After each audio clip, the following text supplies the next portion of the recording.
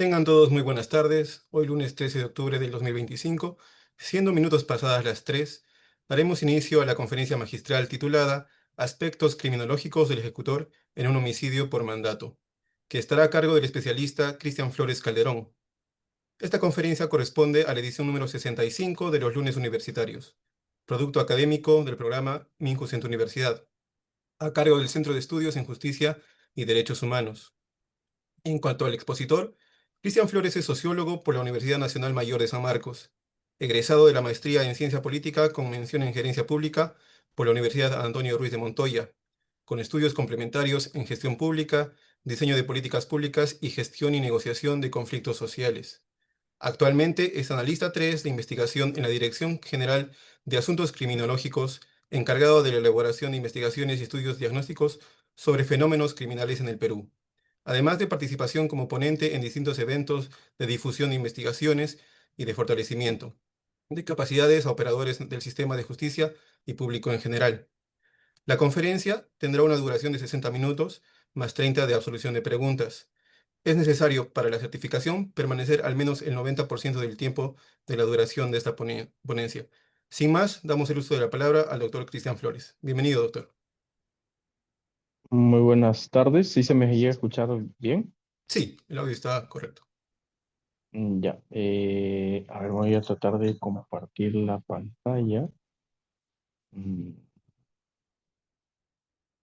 Creo que sí está bien. ¿Sí se llega a ver bien? Sí, ahora sí. Ya, a ver, listo. Muy buenas tardes con todas las personas asistentes a esta sesión.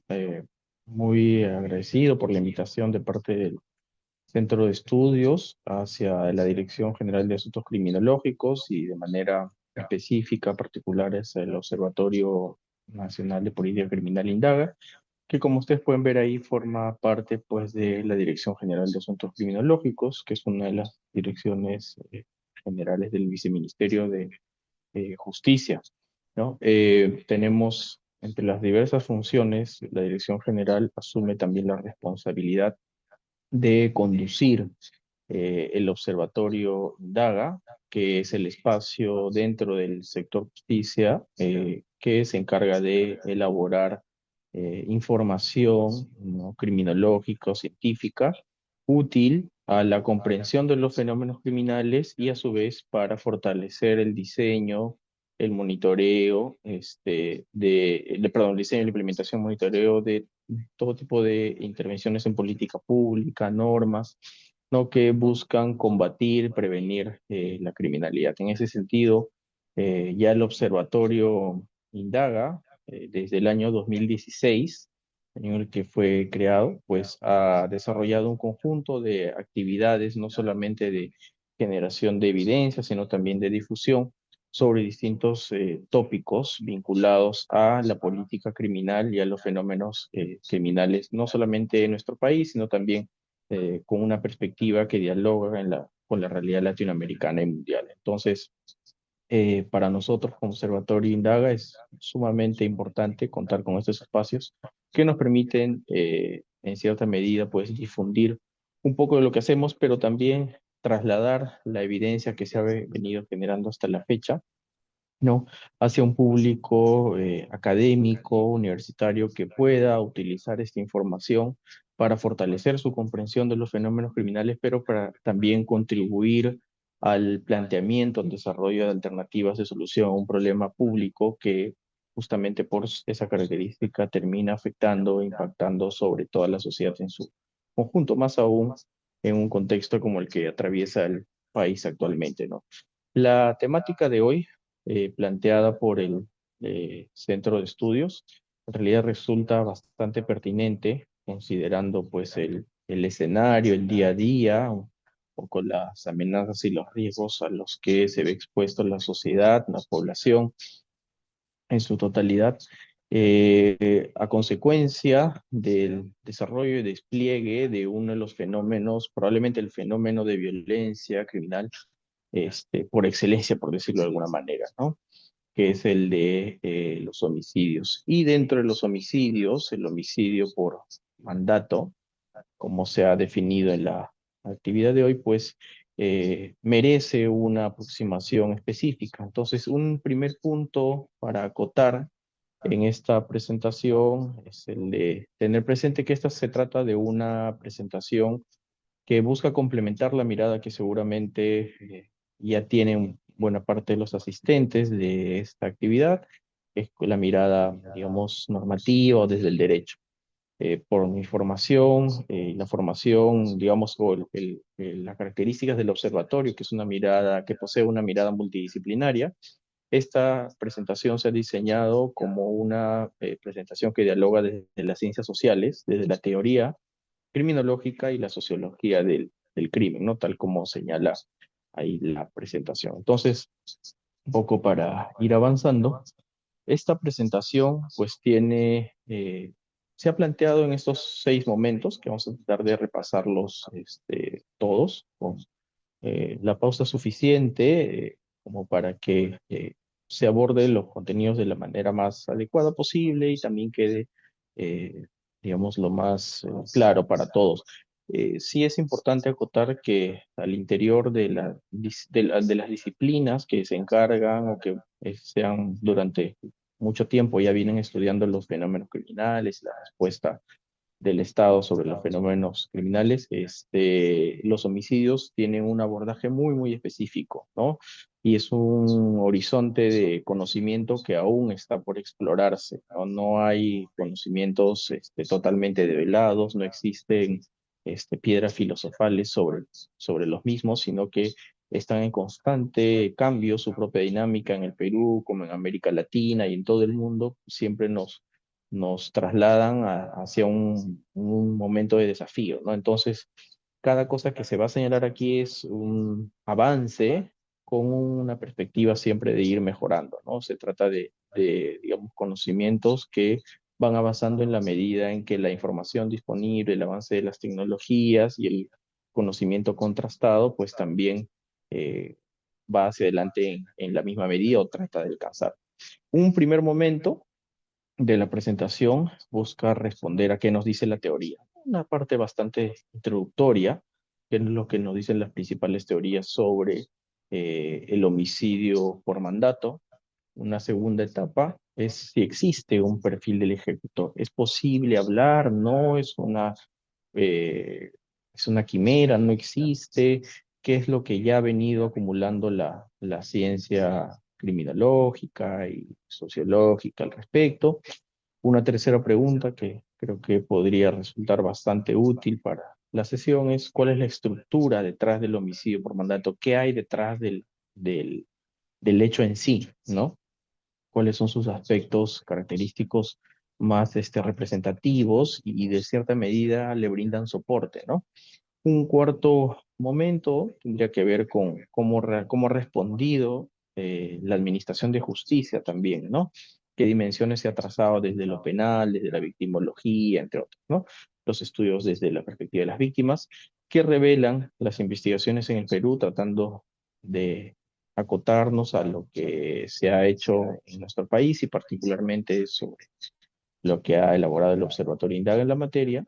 Y finalmente, pues ideas fuerza, que creo que es lo que nos gustaría llevarnos a todos de una sesión de este tipo, eh, digamos, a modo de corolario, consolidar aspectos de información para la comprensión, pero también sobre todo para la reflexión sobre el tópico especial de los homicidios por mandato, ¿no? Entonces, empezaríamos por introducción, enfoques explicativos y algunas teorías sobre el homicidio por mandato, ¿no?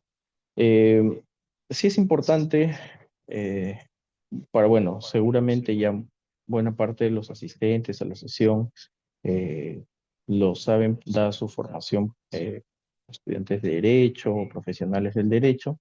Bueno, el homicidio como tal integra pues el capítulo primero, libro primero, delitos contra la vida, el cuerpo y la salud, ¿no? Y en su desarrollo, ¿no? Lógico, llega a reconocerse hasta 12 tipos, ¿no? Se caracteriza esencialmente por tratarse de una acción que busca ocasionar de modo consciente y voluntario la muerte de otro. Por lo tanto, se habla pues de delito de resultado. Si es que no se consigue lograr este efecto letal, estaríamos ante lo que se denomina pues como una tentativa de homicidio. Y dentro de los homicidios calificados, ¿no? Existe también una clasificación importante a tener en cuenta, ¿no? Los parricidios, asesinatos, feminicidios, ya hacia los últimos años, pues la verificación de sicariato y homicidio calificado de funcionarios de autoridades, ¿no? Sobre el sicariato en particular, sí es importante detenernos porque es justamente esta categoría de manera puntual la que lleva a desarrollar una exposición como la de hoy, ¿no? Porque a partir de esta es que se empieza a reflexionar sobre la punibilidad, ¿no? El castigo, teniendo en cuenta quienes ordenan, encargan, acuerdan el sicariato, por ejemplo, ¿no? El homicidio por mandato y quienes actúan como intermediarios en este mapa de responsabilidades, por decirlo de alguna manera, ¿no? Lo que en cierta forma los teóricos ya de manera muy acotada sobre la pena hablan de un concierto de agentes, de agencias, ¿no? Alrededor de la comisión de un delito, ¿no? Entonces, en el contexto internacional, ya para regresar a la presentación, pues es importante tener presente que en América Latina, 50% de los homicidios se han producido por medio del crimen organizado, mientras que en Europa esta cifra solo representa el 6%. Esto a raíz de un informe, el Informe Global de Homicidios, que publica año a año la Agencia de Naciones Unidas contra las Drogas y el Delito, ¿no? UNODC, las siglas en inglés, y que también nos ayuda a tener una mirada un poquito más panorámica, abierta del problema más allá de las fronteras pues, de nuestro país, ¿no? Nuestra región, la región latinoamericana, posee la tasa más alta de homicidios, ¿no? Cuenta alrededor de 15 por cada 100.000 habitantes, seguida por África, que alcanza el 12,7. Este informe, a su vez, señaló que 8 de los 10 principales países con las tasas más altas de homicidios se encuentran en América Latina y el Caribe, ¿no? A su vez, el informe, el documento publicado en el año 2023 señala que la competencia criminal entre organizaciones, ¿no?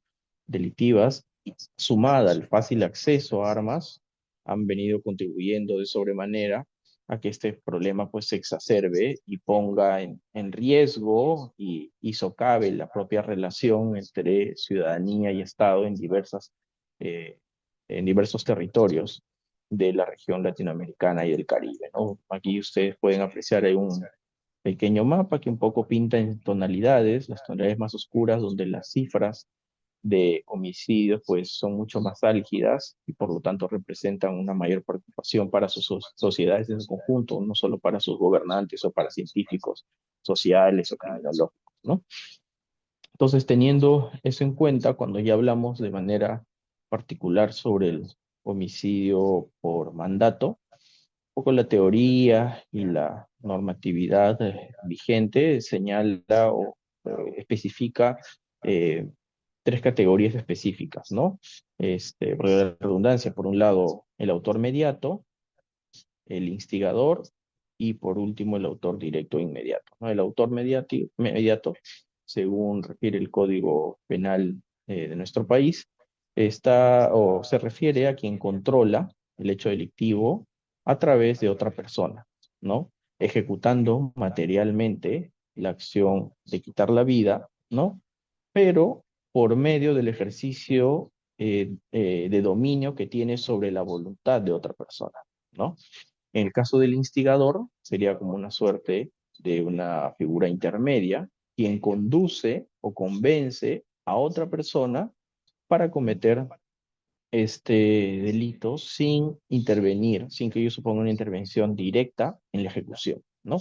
Actúa también directamente sobre la voluntad. No es que posee el dominio, a diferencia del anterior, sino que en ese momento, digamos en términos contextuales, actúa sobre la voluntad de un tercero. ¿Quién sería el autor directo, ¿no? O inmediato, que de acuerdo también a la normatividad vigente, pues materializa ya el homicidio en sí, y puede hacerlo solo, cuando se habla, por ejemplo, de autor único, o acompañado, o autoría, ¿no? Esto nuevamente se puede ampliar y se puede precisar en digamos, las citas que pueden ustedes apreciar en las láminas, se refiere a los artículos específicos dentro del Código Penal peruano, ¿no? Y la figura que también resume a la derecha, un poco la distribución de las responsabilidades y la caracterización básica de los actores, ¿no? Que hacen posible que este fenómeno se reproduzca de esta forma, ¿no? ¿Qué enfoques explicativos y teorías base a lo largo del tiempo han surgido para tratar de explicar, porque esto no es algo nuevo, si bien es cierto el escenario de crisis de seguridad que afecta al Perú, como otros países de la región, como Colombia, México sobre todo, Centroamérica, Chile, Argentina, no es de ahora, ¿no? En realidad los homicidios por mandato no poseen son de larga data. Entonces las teorías han ido tratando de dar respuestas, de plantear aproximaciones, marcos analíticos, eh, de la mano de sus principales representantes, ¿no? Las teorías clásicas, sobre todo el racionalismo clásico y el positivismo criminológico, entre los que podemos encontrar a Jeremy Bentham, Perry, Garofalo, ellos señalan, digamos, el delito como una decisión racional, ¿no? Sopesando beneficios y costos, impulsividad particularmente, ¿no? El ejecutor de un homicidio, bajo esta mirada, actuaría por mandato, ¿no? Con intencionalidad instrumental, buscando siempre una ganancia máxima, que podría ser, pues, económica o de elevarse en la pirámide en cuanto a estatus, ¿no? La prevención, por lo tanto, desde ya al lado de la perspectiva de la política criminal, iría más por el lado de aumentar el costo percibido, es decir, que termine haciendo más énfasis en elevar las sanciones, ¿no? De esta manera, en cierta medida, buscarían disuadir, ¿no? La acción. Eh, a su vez, este enfoque habla sobre las predisposiciones sociales que tendrían determinados sujetos criminales, ¿no? Escaso autocontrol, impulsividad, lo que les lleva a cometer este hecho bastante violento de cierta manera, y a su vez que habrían crecido en espacios de profunda desestructuración familiar, ¿no? Donde obviamente los controles sociales, los convencionales, no habrían actuado para amortiguar o disminuir o inhibir la acción fuera de la norma, ¿no? Las teorías de enfoque sociológico, ¿no? Ya teorías, digamos, mucho más poco contemporáneas, porque las primeras que habíamos mencionado son de finales del siglo XIX, inicios del XX. Ya las teorías de enfoque sociológico tienen más acogida entre los años 20 y los años 30, ¿no? Se habla de la idea de anomia, de subculturas criminales como entornos en los que existe una comunidad de valores, de aspectos compartidos sobre lo que es adecuado, lo que no es adecuado, lo que da estatus o, no, o lo que no da estatus, y un lenguaje compartido de aprendizaje, ¿no? Y de participación de lo criminal, ¿no? Se habla también del aprendizaje diferencial, ¿no? Entre sus principales representantes podemos mencionar a Emil Durkheim, Cohen, Edwin Sutherland. Desde esta mirada, el delito, ¿no? Surge como un desequilibrio que resulta de el no diálogo entre las metas sociales y los medios legítimos, ¿no? Entonces, como decía Robert Merton, que también es tributario de este enfoque, cuando las metas culturales de una sociedad determinada se vuelven más fuertes que las normas, los medios ilegítimos para acceder a esas metas, entonces empiezan a flexibilizarse, ¿no? Se vuelven un poco más aceptables. Las teorías contemporáneas, como la teoría del control social, la oportunidad de Hirsch y Clark y Cornish, también nos hablan un poco de esta perspectiva, ¿no?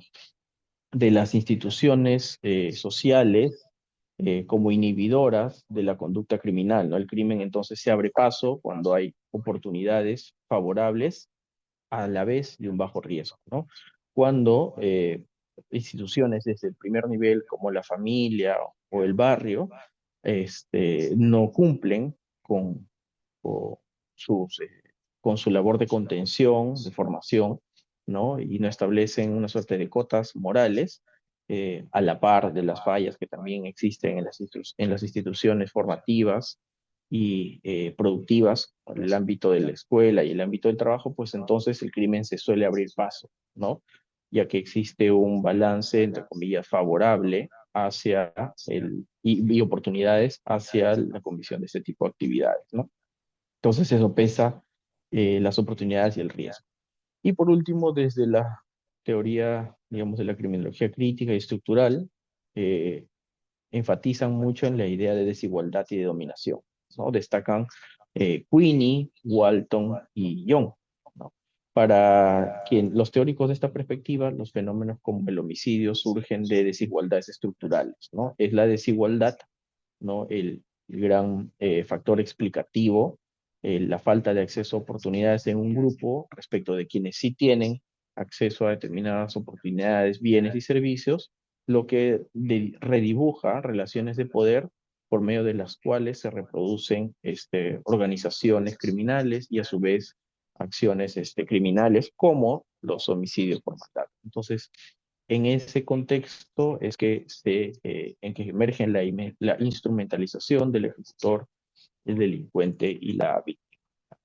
Un poco de esta mirada se tiene en la siguiente frase, ¿no? Perdón, un poco de una de las miradas representativas de la etapa de enfoques sociológicos es la de Edwin Sutherland, cuando dice el comportamiento delictivo se aprende en interacción con otros, ¿no? Que es, digamos, uno de los aspectos característicos de la teoría del aprendizaje diferencial.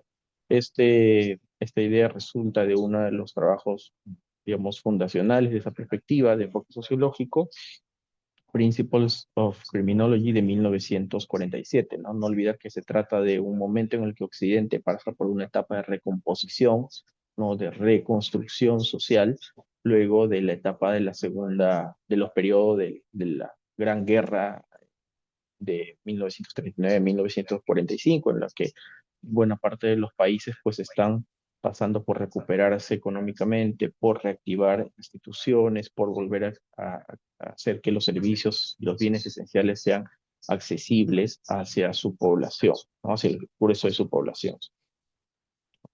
Eh, ¿Qué relevancia criminológica tiene entonces estudiar al autor de un homicidio por mandato, ¿no? Lo que se debería llamar como un ejecutor. Bueno, en primer lugar, entender el ejecutor como un reflejo de las lógicas de poder y de la subordinación criminal. Es decir, el homicida por encargo no decide el fin, ¿no? Solo lo ejecuta, de tal manera que los esfuerzos que lleven adelante desde las distintas disciplinas científicas para analizarlo siempre van a acercarnos a un escenario en el que vamos a poder entender de mejor manera cómo se distribuye el poder al interior de una red criminal, ¿no? Eso como primer punto. En un segundo punto podemos tener presente que la conducta del ejecutor de un homicidio por mandato resulta más como una muestra de de la socialización violenta, ¿no? El perpetrador entonces actúa en entornos en los que la violencia es norma y teje relaciones, ¿no? Esta suerte de habitáculo cultural, de subcultura, que le permite y a su vez tejer vínculos con otros actores pares, ¿no? De esta manera, pues, si estudiamos al ejecutor, ¿no? De un homicidio por mandato, pues también vamos a tener la posibilidad de entender cómo es que las subculturas criminales forjan identidades y terminan por legitimar el mandato homicida. Y por último, otro aspecto de relevancia, criminológica es que, bueno, el ejecutor como elemento de tensión entre la culpa y la coacción, ¿no? Como un actor que se encuentra entre ambas fronteras, ¿no? Debido a que desafía los límites entre la culpabilidad personal, pero también exhibe la coacción de la estructura que se cierne sobre este, ¿no? La estructura criminal. Así pues, entonces, estudiarlo podría ayudar a entender las lógicas de autonomía, de coerción o de necesidad. Pasando ya a un segundo punto, cuando presentábamos las preguntas iniciales, un poco de desarrollo de la sesión, ¿cuál es el perfil criminológico del ejecutor, ¿no? ¿Qué aspectos psicológicos, socialización y motivaciones subyacen a la acción ya en términos, digamos, más individual, ¿no? Pasamos de menos a más, ¿no? Para esto vamos a tratar de adentrarnos en el tema desde cuatro dimensiones: la dimensión psicológica, la dimensión social, la dimensión motivacional y la dimensión relacional, ¿no? En cuanto a la dimensión psicológica, bueno, existen dos corrientes muy importantes que sobre esta dimensión han aportado. Una que tiene que ver con la psicología criminal y la teoría de las técnicas y la otra con la teoría de las técnicas de la neutralización, ¿no? Digamos, no se usa mucho una de ellas, pero ha dejado una impronta significativa, mientras que la otra siempre asoma de cuando en cuando y plantea una suerte de hermenéutica útil a la comprensión de este fenómeno, ¿no? Por un lado, ¿no? De la perspectiva de las técnicas de neutralización, pues surge esta idea de que los delincuentes neutralizan la culpa, ¿no? La culpa de quien va a realizar un homicidio por mandato mediante justificaciones. En ese caso, en el ejecutor, esta racionalización, la operativización de la culpa, como suspenderla, facilita matar sin que se produzca un colapso moral, ¿no? Esta idea se encuentra en el trabajo de Sykes y Matza, Técnicas de Neutralización, una teoría de la delincuencia en 1957. Esto viene en la tradición norteamericana, ¿no? Luego hay otra, digamos, corriente que la desarrolla Bandura, que tiene que ver con, digamos, cómo se percibe la violencia, cómo es que ésta se aprende y se mantiene por medio de la desactivación moral, ¿no? El ejecutor, desde esta corriente, percibe su acto como función, ¿no? Está cumpliendo una función dentro de un sistema mucho más amplio y no lo ve como un crimen en sí, sino como que está desempeñando un rol específico asignado hacia él, ¿no? Esta idea surge también de un trabajo, Regression a Social Learning Analysis, de 1973, ¿no? Y por último, una, digamos, bastante fundacional de los primeros momentos de institucionalización de la criminología como disciplina, la idea de insensibilidad moral, ¿no? Como rasgo del criminal peligroso, que termina por señalar que hay inherente a quien comete este tipo de actos una falta de empatía, lo que conduce pues a que su frialdad al momento de la ejecución sea instrumental para quien ordena que se comete este tipo de actos, ¿no? Desde una dimensión social, el estructural funcionalismo eh, también plantea una idea particular, surge la idea de la anomia y también el aprendizaje social. Un poco ya lo mencionamos en las láminas anteriores. Bueno, para Robert Merton, un representante del estructural funcionalismo norteamericano, el ejecutor actúa en entornos en los que la violencia resulta un medio funcional para que determinados actores en un territorio muy acotado supervivan y asciendan socialmente en una pirámide de jerarquía y de poder, ¿no? Y consigan establecer un dominio. Esto surge del trabajo Social Structure and Anatomy de 1938, ¿no? Por otro lado, está también la apuesta de Edwin Sutherland, ¿no? En su texto que ya lo mencionamos, Principios de Criminología 1947, el crimen se aprende, dice Sutherland, en interacción con otros, ¿no? El ejecutor, el que va a ejecutar un homicidio por mandato, termina por interiorizar normas, ¿no? Las lleva para sí, las internaliza, parte de su identidad, y desde ella despliega, aprendiendo paulatinamente un conjunto de técnicas violentas en el contacto con pares criminales, ¿no? Con otras personas que forman parte de la misma subcultura, ¿no? La violencia por encargo, desde la mirada de Gambetta, sería también parte de la economía moral del crimen organizado, ¿no? De cómo se eh, ajustan determinados recursos que a su vez permiten la escala en la reputación dentro de una estructura y que el cumplimiento justamente de este tipo de tareas refuerzan la confianza dentro del mismo aparato, ¿no? Dentro de la misma jerarquía que opera en un momento determinado, ¿no? Gambetta toma esta idea de sus trabajos sobre la mafia siciliana, ¿no? En un textos dedicado justamente a esbozar o a desentrañar cuál es la lógica de los negocios de la protección privada.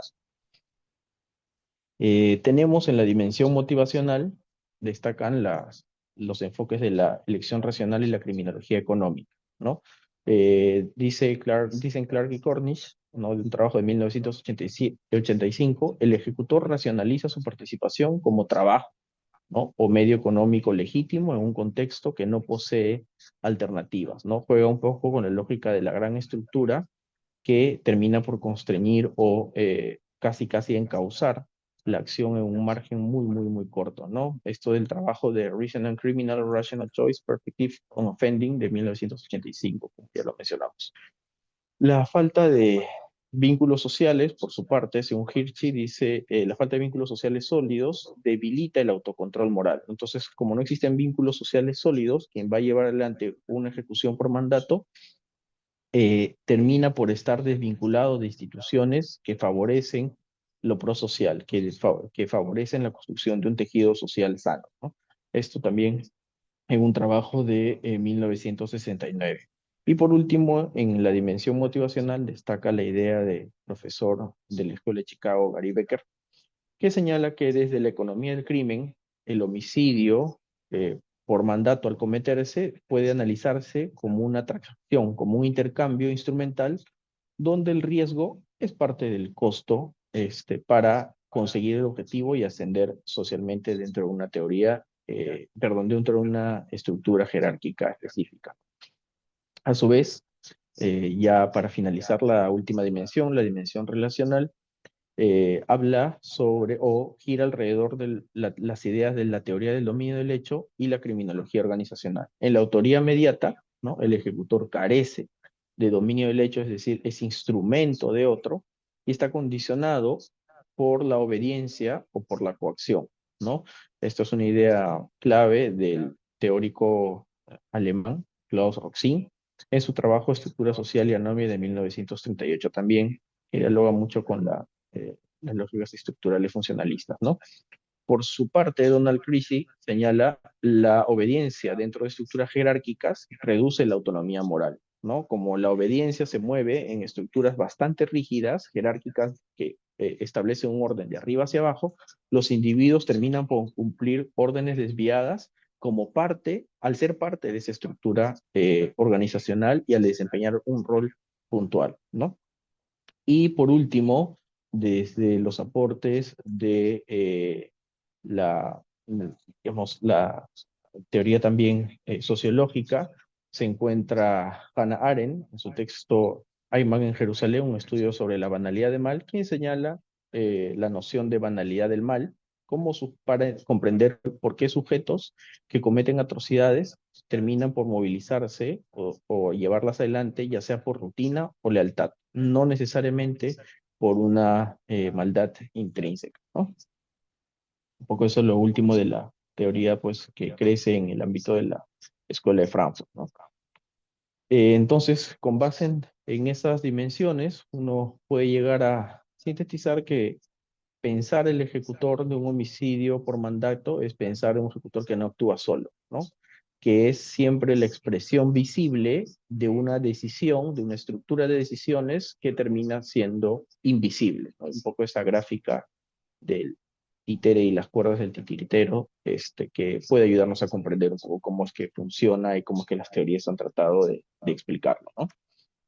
Por último, ya saliendo de la mirada acotada a lo individual, nos elevamos un poco para pensar la dimensión organizacional del homicidio por mandato. Cómo es que esto se relaciona con aspectos muy específicos de confianza, jerarquía, lógicas del crimen organizado y la gobernanza criminal, ¿no? En primer lugar, es importante tener en cuenta que el homicidio por mandato es una expresión de la acción colectiva. No es un acto individual, sino que deriva de una acción perfectamente organizada, ¿no? En el que, como si tratara de una máquina con distintos engranajes, pues se articulan decisiones, roles a desempeñar y vínculos de poder entre estos actores, ¿no? El mandante, según la teoría, lo que vendría a ser el autor intelectual, planifica, ¿no? Organiza el proceso de la comisión del asesinato, del homicidio por mandato y decide cómo se juegan o cómo se distribuyen las fichas, como si fuera esto un tablero de ajedrez, mientras que el ejecutor cumple ya la función propiamente operativa, ¿no? Uno tendría una mirada más estratégica y la otra más operativa.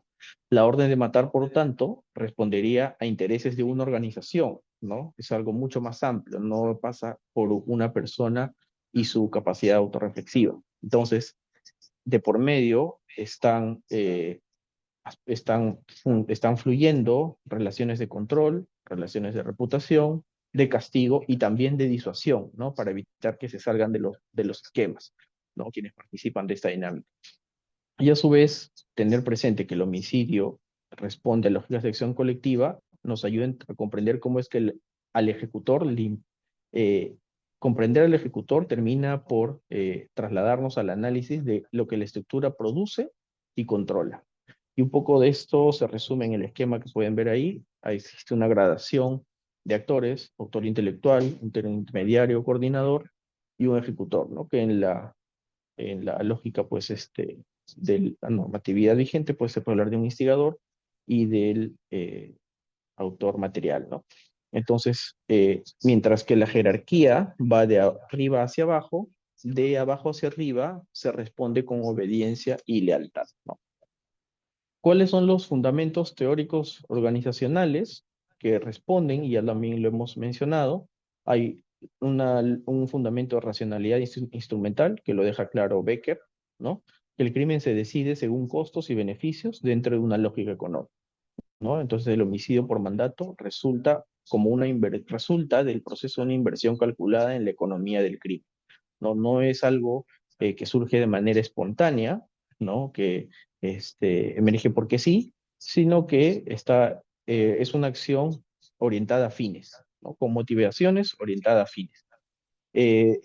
A su vez, otro fundamento importante es el de la estructura jerárquica del poder, ¿no? El homicidio por mandato, según Gambetta, sus trabajos de 1993, se produce en la medida en que las organizaciones criminales funcionan como empresas de protección privada, que permiten estas empresas que la violencia garantice disciplina y reputación también dentro de la propia estructura, ¿no? Retroalimenta el propio aparato, ¿no? Y por último, el fundamento teórico de las redes y vínculos, ¿no? De Morcel y Papacristos con trabajos del 2009 y 2011, trabajos mucho más recientes, que nos hablan de cómo es que los homicidios se explican por la posición que los actores tienen en un mapa de relaciones, ¿no? En los que fluyen, no circulan intercambios de lealtad, de deudas, contraprestaciones, de confianzas, desconfianzas, de temores, ¿no? Lo que hace posible que se sostenga una lógica jerárquica y debidamente estructurada. Entonces, el homicidio por mandato, para sintetizar, desde esta lógica de fundamentos teóricos, articula racionalidad, jerarquía y red relacional. Entonces, ¿cuáles son los componentes del funcionamiento organizacional? La jerarquía funcional, el control de la disciplina, el capital relacional, la racionalidad instrumental y la función simbólica según los autores que hemos podido revisar, ¿no? La jerarquía funcional tendría que ver con la división de los roles, ¿no? En una estructura que en algún momento lleva a cabo homicidios por mandato, está claro quién manda y quién ejecuta, ¿no? Un ejemplo tradicional de esto es el sicario que se subordina a un jefe local, ¿no? Que sería digamos, un soldado, ¿no? Una organización criminal que se subordina a un cabecilla, ¿no? Territorial. A su vez, en torno al control y disciplina, eso tendría que ver con la obediencia que se asegura, que es indiscutible, ya sea por miedo o por códigos de honor, ¿no? Si no cumples, te eliminan, es un poco la materialización del componente de control y disciplina. Entonces, esto también asegura como que un domo moral, ¿no? Al interior de la estructura que opera realizando homicidios por mandato. Hay un capital relacional también, como ya se mencionó, ¿no? La lealtad y la confianza sustentan, ¿no? Le dan un esqueleto a la orden sin que exista un contacto directo. El soldado no necesariamente recibe la orden de manera directa de un cabecilla, un líder, sino que existe una cadena de mando, ¿no? Y están conectados por intermediarios, como ya se señaló. El componente de racionalidad instrumental hace alusión más bien a la violencia que sirve para mantener reputación o para eliminar la competencia. Esto ya en un sentido de disputa o de conflictividad con otros actores criminales en un ámbito delimitado, ¿no? Entonces surge la imagen del homicidio ejemplarizador, ¿no? Cometer un homicidio y lo que se suele hacer eh, entre las organizaciones criminales hoy grabarlo y difundirlo, ¿no? Para que quede como lección de lo que puede pasar. No sé si se racionaliza como un instrumento, ¿no? Y por último, la función simbólica, ¿no? Y no por ello menos importante, ¿no? El homicidio por mandato como una afirmación de poder y de la pertenencia a un grupo hegemónico en un espacio y un tiempo determinado, ¿no? Probarse, ¿no? El soldado, quien al cometer o el sicario que al cometer esta acción demuestra su capacidad frente a la organización.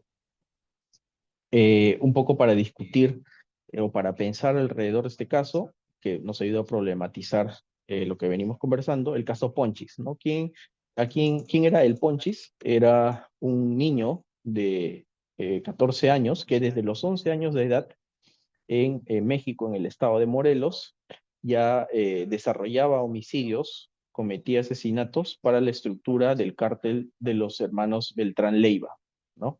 Entonces, tal como se ve en este recorte del portal de noticias Infobae, pues Ponchis fue llevado ante la justicia y su caso actualmente concita el análisis de interés de diversos estudiosos sobre el crimen organizado, la sociología del crimen, en tanto, pues, establece un conjunto de interrogantes importantes, ¿no? ¿Dónde empieza y dónde termina la voluntad del ejecutor, ¿no? El caso de Ponchis, de Edgar Jiménez, ayuda o en todo caso nos lleva a hacernos la pregunta, ¿hasta dónde tiene responsabilidad y dónde tiene la responsabilidad de sus asesinatos otras personas por encima de él, ¿no? ¿Se trata siempre de un acto individual, ¿no? Y cómo es que el Ponchis se integró a la jerarquía, el control y cuál era el simbolismo del cartel de los Beltrán Leiva que le permitía, digamos, a él cometer este tipo de actividades.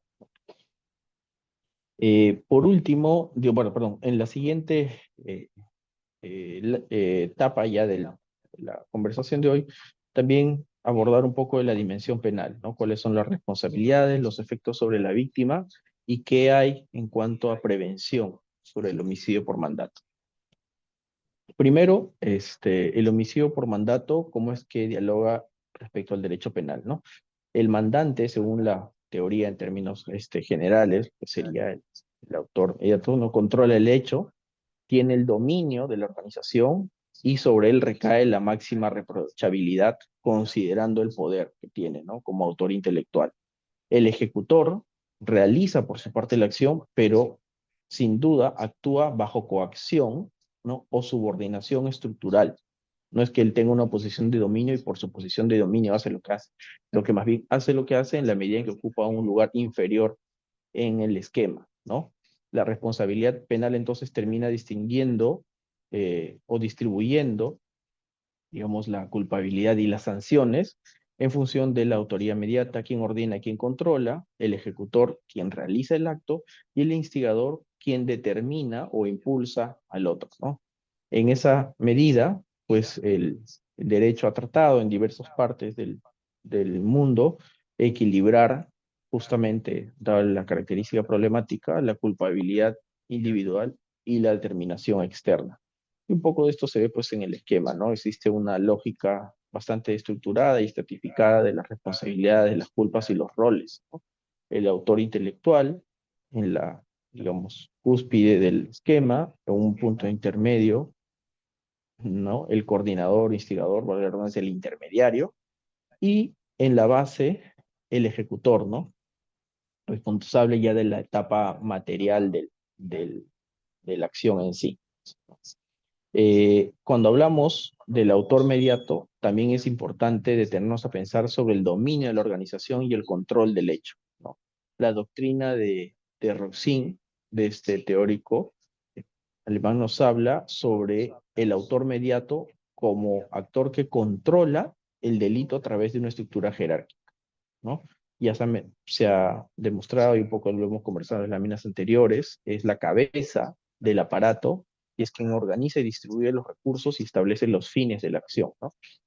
De un homicidio por mandato. Entonces, la organización garantiza la ejecución automática de las órdenes sin que exista necesariamente un contacto directo. Esto resulta aplicable, analogable para entender cómo es que operan organizaciones criminales, pero también algunos aparatos de represión paraestatal, ¿no? Que se han dado en, en algunos momentos de la historia en diversos países de la región latinoamericana, como en Europa, Estados Unidos. Y por último, esta idea del dominio de la organización en control de hecho también ha impulsado a que la jurisprudencia peruana y latinoamericana reconozcan la teoría inmediata por dominio de organización, ¿no? Porque existe, como se ve en el esquema, orden desde la cabeza, transmisión de la orden, ¿no? Hay toda una cadena burocrática, en cierta medida, de cómo es que la orden pasa de arriba hacia abajo hasta la propia ejecución. Para eso la transmisión también ejerce un control, ¿no? Por mandato de las cabezas. Entonces, la víctima y el ejecutor, como eslabones de una misma cadena, también resulta como una expresión de esta estructura del homicidio por mandato. Hay una víctima directa, que es la persona asesinada. Están las víctimas indirectas, quienes reciben el impacto adicional, la familia, la comunidad, el barrio, el entorno donde se desarrollan los hechos. Y el ejecutor subordinado, a su vez, también puede ser una víctima de coerción o amenaza, no, de exclusión social o de la necesidad económica que en algún momento lo articuló a este aparato y la socialización, y también como una víctima de la socialización en la violencia, ¿no? De haber crecido en entornos en los que la violencia era moneda común, el día a día, y era parte del paisaje en el que se desarrolló desde la infancia hasta la adultez, ¿no? Entonces, aquí es que empieza a surgir la idea o concepto de victimario guión víctima, ¿no? Porque, digamos, las fronteras, bajo esta mirada, un poco se entremezclan entre víctima, victimario y el ejecutor de por medio, ¿no? ¿Qué es lo que la justicia penal y el reconocimiento del daño múltiple han conseguido discutir o traer a discusión hasta el momento? Bueno, que la justicia penal debe reconocer niveles diferenciados de responsabilidad. Pensar nuevamente en el caso Ponchis, ¿no?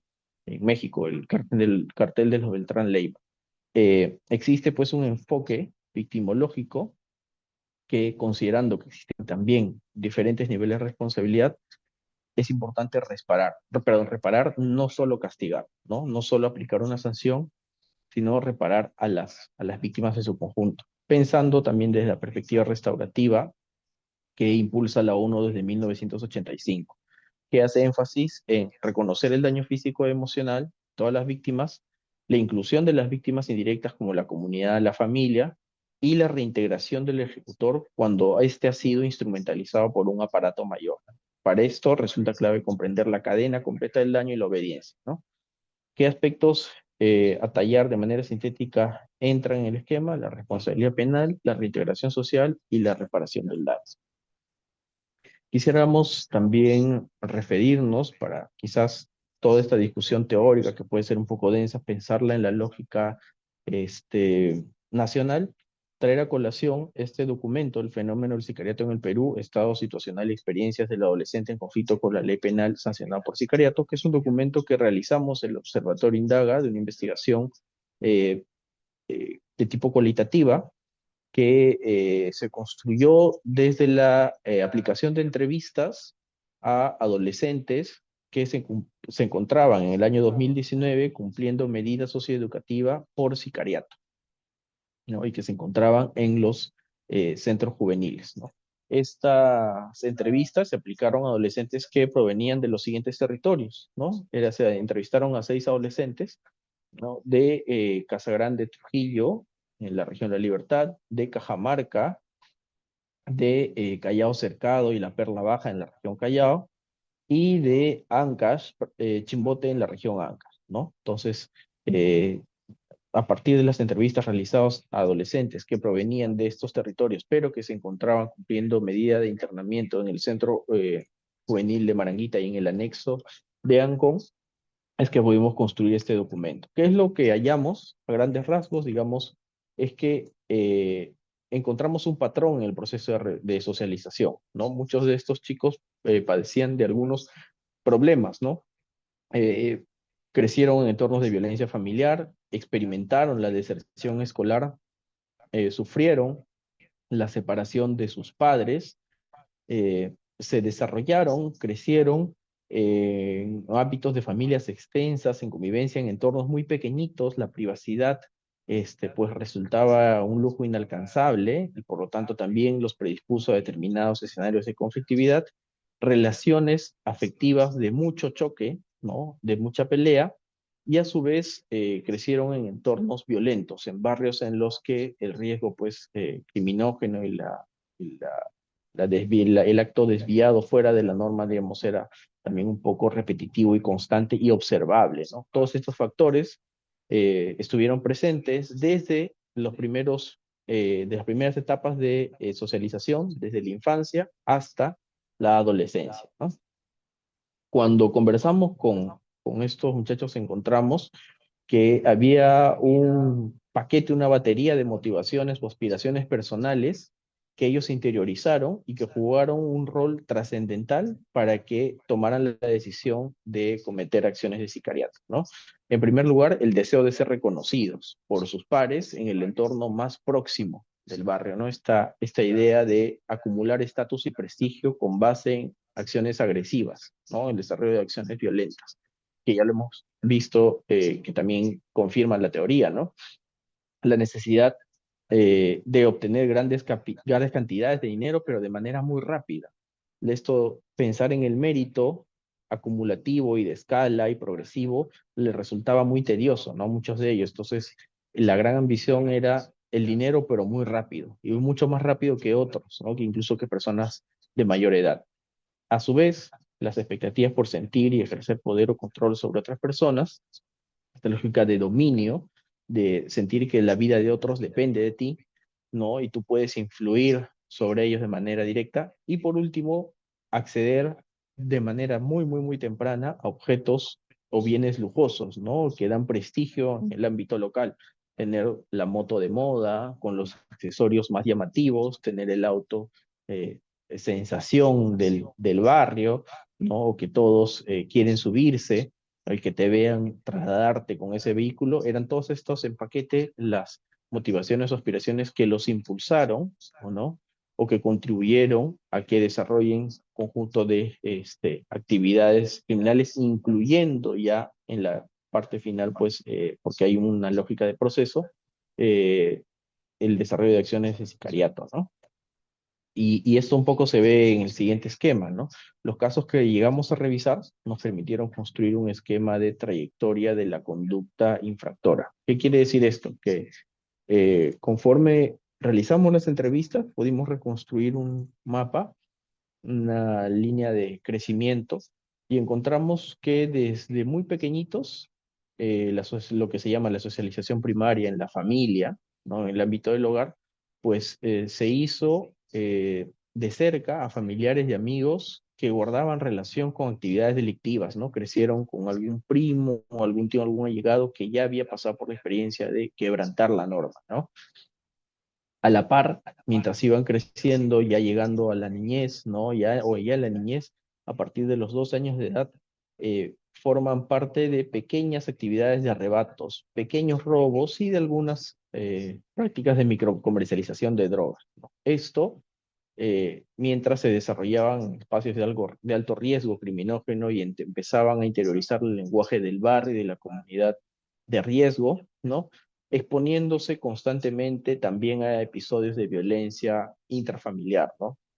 Entonces se consolida esta sensación de aparente éxito en las acciones reiteradas, conforme van llevando adelante pequeños arrebatos, pequeños robos, pasecitos de droga en un barrio muy, muy chiquito, empiezan a entender, ¿no? Que existe una acción y obtiene una recompensa y mientras tanto el proceso de la educación meritocrática, ¿no? O pequeñas acciones similares a las del trabajo, el esfuerzo y la recompensa legítimo, terminan por abandonarse, ¿no? Se interrumpen o simplemente se dejan de lado. Y ahí es que surge o se aproximan a una organización, una banda, una organización criminal que los refuerza con mayor beneficio, que les ofrece elevar el nivel de la violencia y por lo tanto obtener también mayores réditos y entran en contacto ya con un arma de fuego y se predisponen o ya toman la, digamos, no más que la decisión, en realidad pasan a desarrollar acciones con expresión de extrema violencia, ¿no? Y a quitarle la vida a otra persona. Ese último tramo es el tramo acelerado de la trayectoria infractora, lo que dialoga con las cosas que habíamos conversado anteriormente. Entonces, un poco para ir cerrando, ¿qué conclusiones podemos sacar de las cosas que se ha ido conversando hasta el momento sobre el homicidio por mandato desde una clave criminológica y sociológica? Bueno, en primer lugar, que el ejecutor de un homicidio por mandato no es un individuo aislado, ¿no? No es alguien que crece al margen de la sociedad, fuera de sus códigos convencionales y de sus normas, digamos, hegemónicas, sino que forma parte de un aparato criminal en los que ellos o él es un engranaje visible, es la tuerca o la pieza de la máquina que se ve hacia afuera, pero el resto de la estructura suele permanecer invisible, ¿no? O si es que se manifiesta, lo hace de manera indirecta, ¿no? Por lo tanto, la acción del ejecutor termina expresando la lógica del poder que tiene encima de sí y que se reproduce desde la obediencia y el control al interior de la propia red. Otra idea importante es el de la obediencia criminal que se construye socialmente, ¿no? La violencia por mandato entonces refleja que dentro ha habido una trayectoria, o sea, desarrollado una trayectoria de socialización y lealtad que reemplazan la conciencia individual del grupo, ¿no? Una tercera idea clave es el del sistema penal como contraposición o que se encuentra en un, digamos, en un dilema en el que se contrapone el castigo y la comprensión, ¿no? El sistema penal se encuentra entre ambas paredes, por decirlo de alguna forma. La justicia entonces se ve llamada a distinguir entre quien ordena, quien ejecuta y quien a su vez ha sido instrumentalizado o empleado como una pieza, ya sea por necesidad o porque el aparato lo terminó por ejercer coerción sobre este para que cometa un homicidio, ¿no? Entonces, finalmente, comprender al ejecutor también es útil en tanto contribuye o suma a prevenir la reproducción del crimen. Si se analiza la trayectoria, como se mostró en el esquema de la investigación que llevamos a cabo en el Observatorio Indaga del año 2019, es posible entender cómo opera un contexto en el que crecen adolescentes de esas características y se puede identificar de mejor manera qué políticas mejor diseñadas conseguirían muchos mejores resultados, ¿no? Evitando que surja, antes de que surja siquiera la conducta por fuera de la norma, favoreciendo la reintegración y quebrando el ciclo repetitivo de la violencia, ¿no? Eso sería todo de mi parte. Muchísimas gracias. Muchas gracias, doctor Cristian Flores. Ha sido una conferencia muy interesante sobre un tema bastante complejo que afecta a la sociedad en la actualidad. Pasamos entonces a la segunda parte de esta ponencia, que es la absolución de preguntas. Tenemos algunas preguntas en la caja. También invitamos a los participantes que tienen alguna duda que todavía pueden escribirlas. Entonces paso a leerle las preguntas, doctor, para que las pueda responder. La primera dice, si en el Perú el ejecutor proviene casi siempre de sectores vulnerables, ¿hasta qué punto es realmente libre su decisión de matar? ¿Podemos seguir hablando de voluntad criminal o más bien de coerción estructural? Podríamos responder eso así una por una, ¿no? Quizás. Mm, Me remitiría a lo que hemos repasado, ¿no? O sea, creo que existe un diálogo entre ambas. No se puede pasar por alto la participación individual, como tampoco se puede negar la sujeción de ya sea un adolescente o un adulto que participa o que lleva adelante un homicidio por mandato, por encargo, tiene que responder por lo que ha hecho. Pero la estructura que lo ha absorbido y que lo ha impulsado, le ha dado los instrumentos porque eso es lo más importante, le ha establecido el objetivo. No es que él decidió, sino que otro le dijo, tú tienes que encargarte de esta persona, también tiene que responder. Y ahí cobra relevancia justamente un sistema de administración de justicia mucho más amplio, más estructurado y por lo tanto también más científico y técnico, porque le corresponde llevar adelante toda una labor de investigación para dar con quienes están detrás del perpetrador material, ¿no?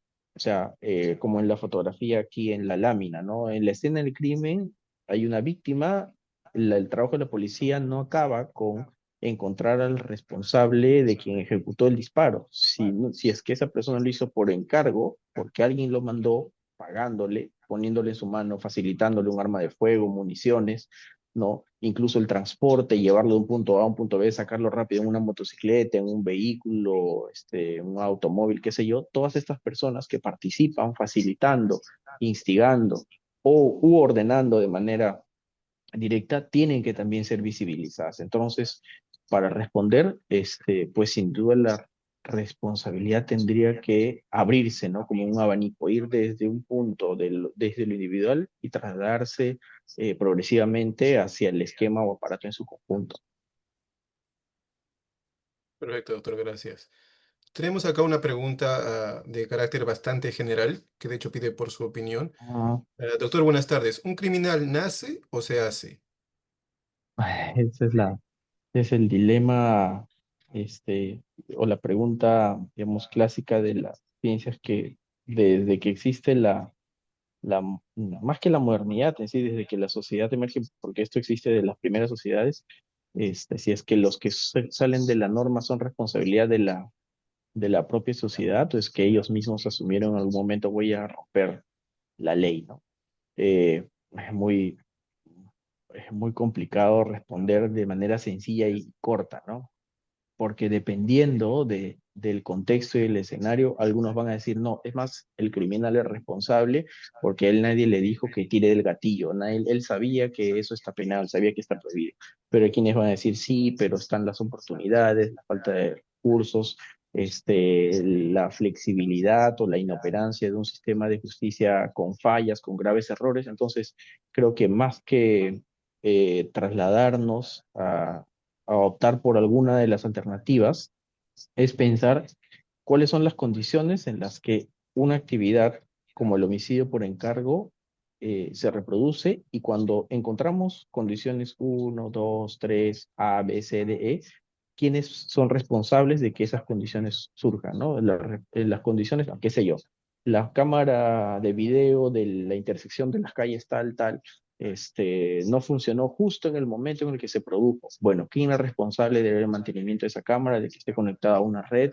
de vigilar la cámara y de, con base en las imágenes, dar alerta a la policía o al serenazgo de que hay una actitud sospechosa, ¿no? Bueno, se encontró que hay un arma de fuego que le perteneció, no sé yo, a un agente de seguridad de un banco que le robaron y que no se buscó. ¿Por qué no se buscó el arma de fuego? ¿Por qué el arma de fuego terminó luego en el mercado negro, ¿no? ¿Por qué es que el arma de fuego no pasó por los controles debidos? ¿Por qué no se hicieron requisas en la calle? ¿Por qué no se hicieron operativos? ¿Por qué no se hicieron campañas para entrega de armas? ¿Qué sé yo? Entonces, se pueden, si se hace el esfuerzo, que es un esfuerzo, digamos, bastante laborioso, bastante peñoso de desagregar las condiciones y luego asociar las condiciones a responsabilidades, ¿no? Que también van a tener sus gradaciones, sus niveles, creo que es más adecuado que pensar si es que la responsabilidad es de la sociedad o la responsabilidad es meramente del sujeto que cometió el homicidio por mandato. Parece que a estas alturas ya y más aún en escenarios como el peruano, donde estamos encontrando profundas dificultades para resolver delitos como el de la extorsión y del homicidio vinculado a la extorsión. Es, eh, tener que vernos o tener que vernos obligados a responder por alguna de estas, excluyendo la otra, termina siendo probablemente un esfuerzo que no nos conduzca mucho. Perfecto, gracias, doctor. Tenemos también algunos participantes que mandan sus saludos desde fuera del Perú, de Venezuela, por ejemplo. Saludos a todos aquellos que se conectan tanto del interior del país como afuera. Continuando con las preguntas, tenemos acá una bien corta de Luis Alfonso. Nos pregunta cómo poder perfilar este tipo de delincuencia. Bueno, creo que ahí existe un gran trabajo, primero, yo diría que de atrás hacia adelante se puede hacer mucho, ¿no? Creo que los equipos de tratamiento en el ámbito penitenciario para adultos, como en el ámbito de los centros juveniles, los servicios de orientación al adolescente, cuentan con profesionales que durante muchos años llevan adelante un trabajo importantísimo, haciendo diagnósticos, aplicando instrumentos de valoración de riesgo, llevando sesiones psicológicas de tratamiento que podrían luego toda esta organización acopiarse, procesarse, sistematizarse y ayudar a construir una suerte de banco de perfiles, por decirlo de alguna manera, que dialogue con otros servicios fuera del sistema de justicia, ¿no? O que no forman parte del sistema de justicia directamente. Por ejemplo, existe una red de servicios de psicología de salud comunitaria, ¿no? Que posee el Ministerio de Salud en distintas partes del territorio, claro, con sus dificultades logísticas y de recursos humanos, pero deben estar gestionando sistemas de información psicológica. ¿Cómo es que se hace ese empate, ¿no? Y cómo es que también los servicios de psicología en escuelas públicas y escuelas privadas, en las propias universidades, en las propias clínicas, cómo es que todas estas se empatan y son capaces de encontrar elementos, primero de perfilamiento y luego de prevención, ¿no? De la mano con esto. Es decir, si yo estoy encontrando, según documentación o datos sistematizados de INPE, de centros juveniles, que hay una suerte de perfil que responde a la falla del sistema educativo, a la falla de la socialización familiar, los riesgos en el barrio, ¿no? Los pares de riesgo con los que socializa desde muy chiquito, y encuentro que estas cosas parece que están repitiéndose en el barrio tal, de la manzana tal, en el distrito sur de Lima, qué sé yo, porque así me lo están demostrando los registros de salud mental comunitaria, y algunos barridos de información en el ámbito educativo, pues yo debería llevar toda la mayor cantidad de servicios públicos y también, porque no, privados, hacia ese espacio para evitar que estos chicos luego desarrollen una trayectoria, como hemos visto, en los que ellos mismos se pongan en riesgo y pongan en riesgo a su comunidad, ¿no? Perfecto. Gracias, doctor. Siguiente pregunta. ¿Cree que los autores mediatos les conviene hoy en día contratar a niños en etapa adolescente para llevar a cabo el acto por la pena? O sea, creo que en la lógica de las organizaciones criminales, dependiendo de la valoración de los riesgos y de los costos que harán para, para llevar adelante sus operaciones, contratar o contactar y contratar luego a un adolescente, a un menor de edad, pues ya se ha mostrado que se está produciendo, ¿no? En el caso que vimos de, del Ponchis en México, ¿no? No es una excepción. Hemos dialogado en el observatorio, indaga en entrevistas que hemos hecho sobre extorsión con fiscales de provincias del norte del país, donde nos han referido que han encontrado que en el desarrollo de acciones extorsivas, colocar explosivos, algunos disparos a viviendas, ¿no? Para amedrentar a las víctimas a que paguen, hay mayor participación de adolescentes. ¿Por qué se está dando? ¿Porque existe un marco permisivo nada más supuestamente? ¿O porque también es que han fallado determinados procesos socioeducativos, formativos en el territorio? local, porque en el barrio la escuela de hoy ya no es la misma escuela de antes, porque la familia también ha pasado por una transformación y antes la familia que socializaba y jugaba ya no tiene tiempo para socializar y jugar con sus hijos y estar más cerca de ellos, porque determinadas organizaciones intermedias como la iglesia, los clubes deportivos, los clubes culturales, se han distanciado del espacio público y en cierta medida se han movido hacia espacios más de clase media o ya no se arriesgan a salir por diversas razones hacia sectores más vulnerables. Todas estas en conjunto más bien parecieran este, responder desde mi perspectiva a los aspectos que condicionan o que fomentan o posibilitan que más chicos estén participando de estas actividades. No creo que sea solamente es que existe debilidad en un marco regulatorio, un sancionador o de justicia restaurativa, qué sé yo, sino que en general son diversos factores los que actúan para que estas cosas hayan llegado a este escenario o estén produciéndose de esta manera. Siguiente pregunta, doctor. ¿Qué diferencias hay entre homicidio por lucro y homicidio por mandato? Bueno, tengo entendido, yo no soy especialista en el derecho, existe ahí una, digamos, cuando se ha hablado de homicidio por mandato, han tratado, por lo menos en la normativa, de visibilizar diversas expresiones de homicidio primero, ¿no? Los homicidios calificados. Y uno de los que tiene mayor connotación, como lo señalamos en el momento de la exposición, es el de sicariato, ¿no? Que surge ya en la segunda década del siglo actual, ¿no? El siglo XXI. Y cuando se habla de sicariatos, justamente se trata de hacer énfasis en los aspectos que condicionan, que facilitan y posibilitan que se lleve a cabo este tipo de homicidios, ya sea por lucro, ¿no? Por ganas de acumular un conjunto de recursos. Entonces, se podría hablar que el homicidio por lucro en todo caso y el homicidio por mandato requieren de una mirada muy, muy a detalle para comprender cómo este tipo de fenómenos se han desenvuelto en los últimos años, ¿no? Tenemos acá una pregunta un poco más compleja. ¿No deberían las instituciones competentes asumir la responsabilidad de recoger a todos los niños, niñas y adolescentes que se encuentran en situación de desamparo y brindarles acogida en albergues productivos donde puedan desarrollarse integralmente y generar sus propios medios de sostenimiento, garantizando así una verdadera resocialización y reinserción social?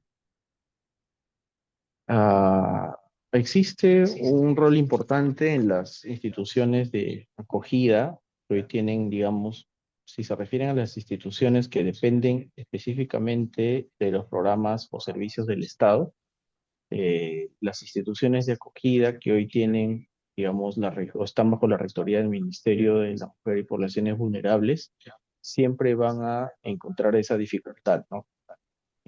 Cuándo llegar a través del SEM, a través de INAVIF, a tomar contacto con un adolescente, con un niño en situación, digamos, vulnerabilidad, desamparo, orfandad, falta de recursos, si es víctima de violencia dentro del hogar. Hay también un costo de oportunidad y el dilema de los recursos escasos, ¿no? Que está presente en toda implementación de servicios, en toda gestión de un aparato burocrático. Eh, yo estoy seguro que a todos los servidores detrás de la implementación de estos programas les gustaría que el programa alcance para todos, ¿no? Pero me imagino que en la lógica de sus recursos tiene que atender a un esquema de prioridades y responder en la medida en que las prioridades y lo que también le señala la norma pueden hacer, ¿no? Eh, lo que más bien creo que le correspondería a la sociedad en su conjunto es ver cómo es que desde el sector privado y desde el ámbito propiamente comunal, ¿no?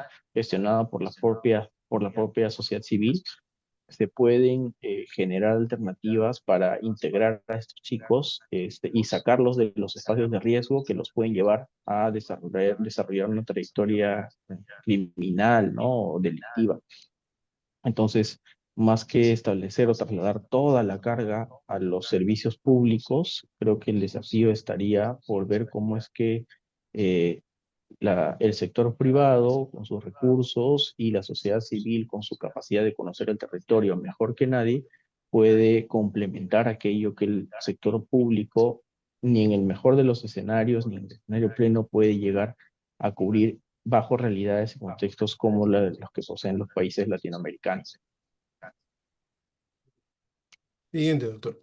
¿Considera que los menores infractores de acuerdo a la ley 32330 pueden rehabilitarse en los centros penitenciarios que ya se encuentran hacinados, en la cual los profesionales no se abastecen para los adultos?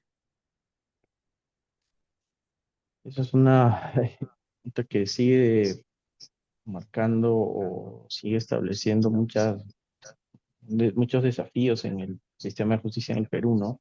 El diseño de las normas va, por un lado, posee, digamos, un objetivo, tiene un horizonte temporal, busca cumplir con satisfacer las necesidades de control primero de la población este, privada de libertad, ya sea quienes son menores de edad y cumplen con una medida socioeducativa o de quienes están ya por encima de la mayoría de edad, tienen que cumplir con una pena impuesta, ¿no? Por un juez. En ambos casos, es cierto que hay una gran dificultad en tener a los adolescentes en estos espacios, o sí, pues, ¿no? Los adolescentes en estos espacios de adultos, pero es que también hay un reto de cómo es que estos adolescentes, dadas las características de los hechos que cometieron, pueden o no pueden suponer un riesgo dentro de los centros juveniles, ¿no? Mm, Mucho se ha evaluado cómo es que la política pública comparada en otros países habla de un espacio de intermedio, ¿no? Entre el centro juvenil propiamente y el espacio de reclusión de adultos, una suerte de segmento aparte, ¿no? De clasificación y reorganización que evite que, bueno, no van a estar con los adultos porque no son adultos, pero tampoco pueden, dadas las características de socialización y de riesgo que poseen, entrar a confluir directamente con adolescentes que han realizado infracciones menores, entonces poseen una clasificación musicular. Aquí lo primero es seguramente organizar el desafío por pequeñas tareas de gestionar mejor los recursos, redistribuir los espacios de aislamiento, de internamiento, y también ver cómo es que los territorios y las autoridades están dispuestas a sumarse a ello, ¿no? Hay una discusión significativa en todo el país de todos quieren tener un espacio de pena privativa, perdón, todos quieren que haya mayores cárceles, mayor cantidad de cárceles, pero nadie quiere tenerla en su territorio, ¿no?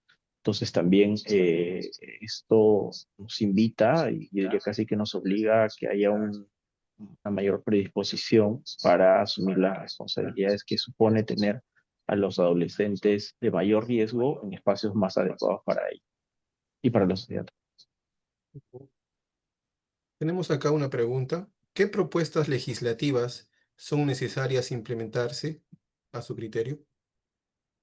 Uy, creo que desde el Observatorio Indaga siempre hemos hecho mucho énfasis en que la mejor respuesta de la política criminal es la que eh, se implementa antes de que suceda un hecho criminal, ¿no? Antes de que un fenómeno criminal se desarrolle. Entonces es siempre la apuesta preventiva, ¿no? En la mayor parte bueno, casi todos los países desarrollados, ya sean los países que se encuentran en los primeros lugares de los países OCDE, de los países del G7, ¿no? Donde los niveles de vida y desarrollo han alcanzado los mejores resultados según cada indicador, educación, empleo, salud. La comisión de los delitos más violentos no responden necesariamente a la acción penal más agresiva, sino responden a que las políticas sociales son las más eficientes, ¿no? Es decir, donde la cobertura de la educación ha sido lo más sólida posible, ¿no? No solo consiguiendo que todos accedan al servicio educativo, sino que es un servicio educativo de calidad, como si fuera el segundo piso de la casa, ¿no? El Perú avanzó mucho desde la década de los 80 hasta ahora, a pesar de las crisis respectivas de institucionalidad, económicas, sociales, en la matrícula, ¿no? pero todavía hay un desafío pendiente de deserción. Sin embargo, el segundo piso ya no es tanto cuántos acceden, cuántos se matriculan, cuántos desertan, sino que los servicios educativos sean de calidad. Ya, entonces, en esa medida también ya no es solamente la empleabilidad, cuántos consiguen contar con un empleo, sino que el empleo les permita condiciones de vida adecuadas, ¿no? Condiciones de vida dignas para desarrollarse, para contar con determinados bienes y servicios, para llevar una vida plena, para gozar de cultura, para gozar de buena salud, para a su vez tener horas dedicadas al el desarrollo de la familia, de la vida comunitaria, societal. Entonces, creo que en esa medida la mejor política criminal es la que se hace desde la política social y es fundamentalmente educación, empleo, cultura, ¿no? Y salud también. Entonces, la prevención siempre termina dando muchos mejores resultados, solamente que sus resultados suelen aparecer en el mediano y largo plazo, no suelen ser tan inmediatos. Y lamentablemente, pues en América Latina, la vocación de la ciudadanía siempre ha apostado por o ha impulsado que las respuestas sean inmediatas conforme hay problemas de este tipo. Ujú. Tenemos otra consulta. De acuerdo a lo expuesto, ¿el criminal siempre proviene de familias disfuncionales o también de familias consolidadas? No, cuando señalábamos el esquema, que es este de acá, ¿no? No. Hemos encontrado patrones en el proceso de socialización. Hay que ser muy cuidadosos en no pensar, no asociar que, yo como si fuera una suerte de lista, ¿no? Lo que llaman los norteamericanos un checklist, ¿no? Esto cumplí, esto cumplí, esto cumplí, esto cumplí, esto cumplí, esto cumplí. Entonces soy un potencial, adolescente que va a desarrollar una trayectoria criminal, ¿no? No necesariamente. Lo que se encuentra es que estos factores, ¿no? Una suerte de conciertos y suelen aparecer todos en conjunto, pueden, ¿no? O en todo caso, facilitan a que contribuyen a que se desarrollen estas trayectorias, pero no es que todas estas o unas por separado, ya, no, esto no funciona en una lógica causal directa A, entonces B. Lo que se encuentra es que determinados factores contribuyen más que otros a que se desarrolle una trayectoria en particular. Eso para responder la pregunta. ¿Cuáles son las medidas que se tomarían ante una banda criminal netamente de menores de edad, liderado también por un menor? No, en esa discusión estamos todavía. Creo que el sistema de justicia en el Perú, justo en este momento, se encuentra mm, planteando alternativas sobre este problema porque no es sencillo. La sola teorización que hemos visto en las primeras láminas nos habla de que existen tensiones entre cómo se distribuyen las responsabilidades, entre los niveles de poder al interior, si es que los recursos a los que accede un adolescente, por ejemplo, para cometer un homicidio por encargo, es responsabilidad de él haber llegado a un arma y ponerle municiones o es responsabilidad de quien le facilitó. Entonces, creo que mal haría en plantear como si esto existiera además una bala de plata. Esto se hace y va a desaparecer la participación de adolescentes o menores de edad que cometen homicidios por mandato. Más bien, el escenario actual en el Perú nos está trasladando a primero discutir medidas de mayor eficiencia y eso supone revisar todo y replantear todo lo que tenemos hasta el momento y a su vez hacer un reequilibrio entre la persecución y la prevención, porque eso es una de las grandes tensiones hoy cuando se lleva esta discusión hacia el ámbito público. Uno sale a las calles y conversa con la gente y buena parte de la población, con justa razón, dado los niveles de violencia y de temor que eso genera, pues se pide mucha mano dura y es comprensible y es entendible, pero como ya se ha visto, como se puede contrastar con evidencia empírica, la política pública más efectiva es la política social frente al crimen, no es la política criminal en específico, ¿no? Entonces, sí es importante que se tenga presente que no es que exista hoy en América Latina un país que ya haya dado con la cura y la receta mágica, el elixir de la vida resolver los problemas de la participación de adolescentes, más aún tenemos una estructura de organización criminal integrada netamente por ellos, ¿no? Sería muy difícil de ver de esta manera. Por lo menos nosotros no hemos encontrado que haya una que esté integrada específicamente o únicamente por ellos, ¿no? El modelo análogo más cercano es el de una pandilla, pero una pandilla tiene lógicas tribales que un antropólogo, que un etnólogo puede entender que responden más a algo territorial, circunstancial, de momento, antes que a una lógica hegemónica de control que tiene una organización criminal que es muy diferente, que una puede escalar en otra, sí, pero que están en situaciones muy distintas, ¿no? Tenemos acá otra consulta. ¿Qué características criminológicas se presentan en los homicidios por mandato que los diferencian de otros tipos de homicidios? Bueno, lo hemos visto a lo largo de las distintas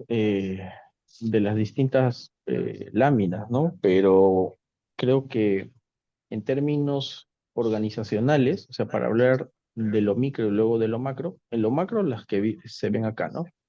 Jerarquía funcional, control y disciplina, capital relacional, racionalidad instrumental y función simbólica, que poco es y ya se vio la descripción y cuáles son los ejemplos. Esto es como si fuera el esqueleto, la columna y los dinteles del edificio de una organización en la que se cometen homicidios por mandato, pero a nivel individual, pues existen desde las teorías diversas, las que hemos revisado, existen dimensiones psicológicas, sociales, motivacionales y relacionales. O sea, no es que se pueda ver el problema de la comisión de homicidios por mandato únicamente desde lo individual, ni únicamente desde lo organizacional, no tiene que hacerse dialogar, se tiene que lograrse un diálogo entre ambas perspectivas, ¿no? Entre una perspectiva que aborde el problema desde lo psicológico,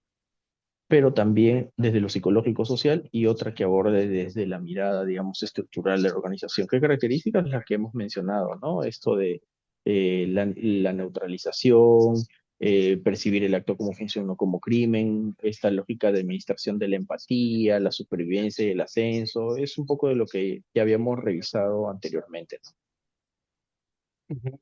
Bueno, tenemos tiempo para una pregunta más, al parecer. Tenemos acá un asistente que primero lo felicita por la ponencia y pregunta si fue correcto incorporar la responsabilidad penal para adolescentes de entre 16 y 17 años por la comisión del delito de homicidio por encargo. Yo creo que esa discusión le corresponde no solo a un sociólogo, es muy difícil que se pueda responder esto únicamente desde la sociología y la criminología. Parece que es una discusión todavía con una respuesta abierta, ¿no? Tendríamos que ver, por ejemplo, sería interesante que se pueda hacer un estudio longitudinal de cómo es que en un periodo bastante amplio de tiempo cuáles han sido los efectos de la administración de justicia para ese tipo de responsables, ¿no? Adolescentes que han cometido eh, una infracción por sicariato, homicidio, asesinato, homicidio doloso, porque solamente una mirada de muy largo aliento podríamos ver si es que las medidas fueron eficaces o no, y si es que fueron eficaces, en qué medida fueron eficaces, el 100% en qué fallaron, y plantear ajustes adecuados, ¿no? Si hoy se toma la foto del momento, probablemente surjan nuevos factores que no hayamos previsto en 5 años, y lo que hoy sirvió ya no sirve para 5 años de aquí en adelante, ¿no? O lo que hoy sirve era algo que no era bien valorado como una medida, como una política pública hace 5 años, ¿no? Entonces, creo que para responder a preguntas de ese tipo es importante tener una mirada en el tiempo, no más de una mirada longitudinal antes que solo la fotografía. Perfecto, doctor, muchísimas gracias. Bueno, entonces también queremos agradecer a todas las personas que han participado, a aquellos que han escrito sus preguntas. Sabemos que hay más preguntas de las que podemos responder por el tiempo limitado que nos brindan. Pero una vez más les agradecemos por su participación, al doctor Cristian y también a Indaga, porque pues yo personalmente he tenido la oportunidad de ver las publicaciones que ustedes tienen sobre los fenómenos que azotan al país y pues es un trabajo que se puede valorar, ¿no? Entonces, a los participantes, por favor, tenemos una conferencia el día de hoy a las 5 de los lunes de Derecho, que va a tratar sobre la sindicalización y la negociación colectiva. Los invitamos a poder participar y una última vez, doctor, muchas gracias por su participación. A ustedes, muchísimas gracias. Hasta luego.